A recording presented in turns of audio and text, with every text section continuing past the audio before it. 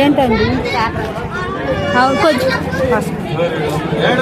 Hi friends, Sitarama కళ్యాణం బాగా జరిగింది ఫ్రెండ్స్. మీరు కూడా ఎట్లా జరిగిందో నాకు పెట్టండి ఫ్రెండ్స్. శ్రీరామనవమి శుభాకాంక్షలు అండి అందరికీ.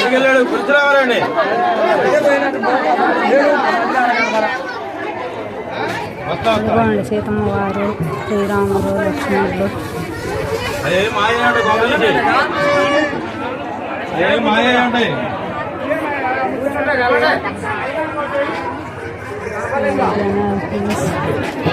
కళ్యాణ మండపంలో జనాలు